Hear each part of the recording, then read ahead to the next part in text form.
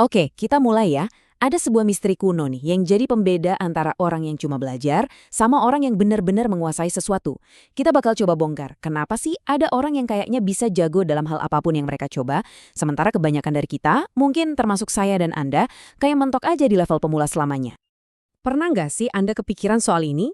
Anda lihat ada orang belajar main musik, beberapa bulan kemudian udah jago. Atau ada yang belajar bahasa baru, setahun kemudian udah lancar. Sementara kita, kok rasanya jalan di tempat terus ya? Nah, ini frustrasi yang umum banget dan hari ini kita akan pecahkan rahasianya bareng-bareng. Ternyata, jawabannya itu bukan soal bakat alami atau kecerdasan yang luar biasa. Jawabannya adalah sebuah sistem, sebuah peta jalan yang udah teruji ratusan tahun, sebuah rahasia kuno dari Jepang yang namanya Shuhari. Biar kita benar-benar paham seberapa kuatnya Shuhari ini, kita akan ikuti perjalanan seorang pemuda bernama Yamato. Dia punya satu obsesi, jadi samurai terhebat. Sebuah impian yang jujur aja, kelihatannya mustahil banget buat dia. Perjalanan Yamato dan juga perjalanan kita kalau mau menguasai sesuatu itu dimulai dari tahap pertama. Tahap yang paling susah, paling ngebosenin, tapi juga paling penting, Shu. Ini adalah tahap di mana ego kita harus dihancurkan. Shu itu artinya mematuhi atau melindungi. Maksudnya gimana? Di tahap ini, tujuan kita cuma satu, jadi fotokopian yang sempurna dari guru kita. Setiap gerakan, setiap tarikan nafas, setiap detail kecil harus kita tiru dengan presisi yang, ya, obsesif. Nggak boleh ada improvisasi sama sekali. Guru Yamato pernah bilang begini, pada tahap ini, kamu tidak berpikir, kamu tidak bertanya, kamu tidak berimprovisasi, kamu patuh. Ini intisari dari Shu. Tahap ini bukan soal jadi kreatif atau mengekspresikan diri, bukan. Ini soal menanamkan fondasi yang sempurna ke dalam otot dan saraf kita, sampai semuanya jadi otomatis. Ya tentu aja, sama kayak kita semua, Yamato itu dalam hatinya protes. Dia mikir, ini ngapain sih ngulang-ngulang gerakan dasar doang? Buang-buang waktu. Kapan nih kita belajar jurus yang keren? Egonya pengen langsung lompat ke hal-hal yang kelihatan hebat. Tapi gurunya tahu, penguasaan itu dibangun dari hal-hal kecil yang diulang-ulang, bukan dari lompatan besar. Dan ini bukan cuma omong kosong filosofi kuno loh. Ilmu saraf modern membuktikan ini. Ternyata otak kita itu butuh antara 300 sampai 500 kali penggunaan yang benar untuk satu gerakan. Cuma untuk mulai membentuk jalur otomatis di otak. Sebelum itu, setiap gerakan kita pasti masih lambat, kaku, dan banyak salahnya. Sampai akhirnya, suatu hari setelah ribuan kali mengulang tebasan pedang yang sama, klik, sesuatu yang ajaib terjadi. Tubuh Yamato bergerak sendiri, tanpa perlu diperintah otaknya.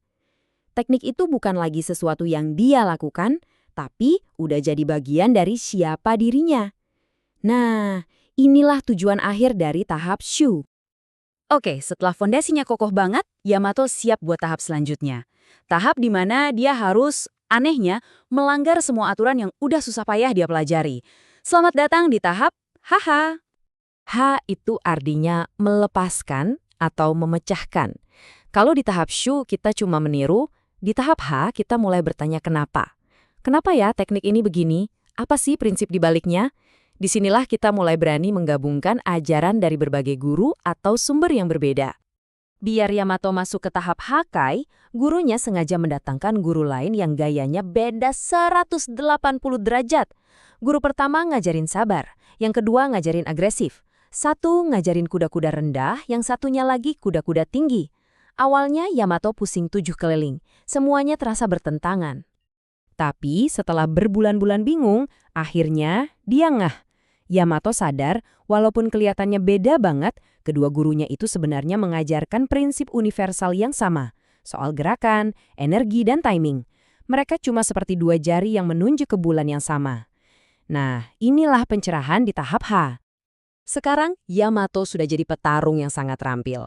Dia bisa beradaptasi, bisa menggabungkan berbagai gaya. 99% orang berhenti di sini. Mikir mereka udah sampai di puncak. Tapi, ternyata masih ada satu tahap lagi.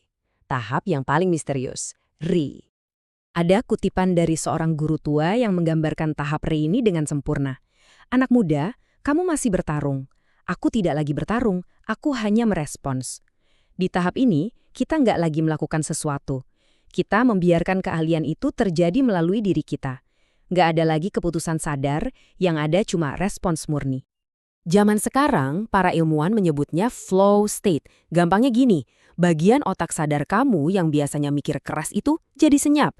Dan sistem otak yang lebih tua yang otomatis mengambil alih. Kamu nggak lagi melakukan keahlian itu, tapi keahlian itu yang mengekspresikan dirinya lewat kamu.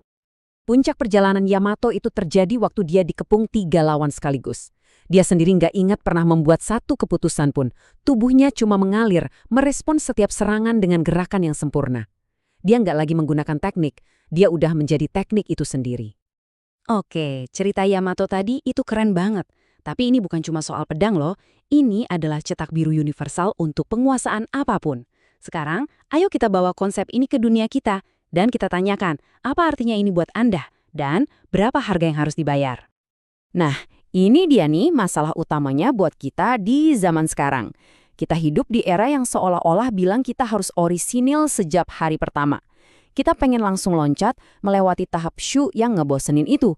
Kenapa? Karena ego kita bisikin, aku terlalu spesial buat sekedar meniru. Coba kita jujur-jujuran sama diri sendiri ya. Alasan kita belum menguasai keahlian yang kita inginkan itu kemungkinan besar bukan karena kurang bakat, tapi karena kita pengen hasilnya tanpa mau bayar harganya. Kita mau main gitar kayak jagoan, tapi males latihan tangga nada yang diulang-ulang selama berbulan-bulan. Biar lebih jelas, gimana sih kelihatannya kalau ini diterapkan? Misalnya belajar gitar. Tahap shu itu ya meniru lagu plek-plek-liplek, nada per nada. Mainin tangga nada sampai bosen. Tahap H itu waktu kita mulai paham teori musik, mulai gabungin riff dari lagu A ke lagu B. Dan Ri itu adalah momen saat kita pegang gitar dan musiknya ngalir gitu aja, tanpa mikir. Jadi tolong ingat ini baik-baik. Kreativitas sejati itu bukan alternatif dari kerja keras, tapi justru hasil dari kerja keras. Kita nggak bisa berinovasi sebelum kita meniru. Kita harus mendapatkan hak untuk melanggar aturan dengan cara menguasai aturan itu terlebih dahulu. Jadi, pada akhirnya pertanyaannya bukan lagi apakah Syuhari ini berhasil atau tidak. Sejarah sudah membuktikan cara ini berhasil. Pertanyaannya sekarang jauh lebih personal.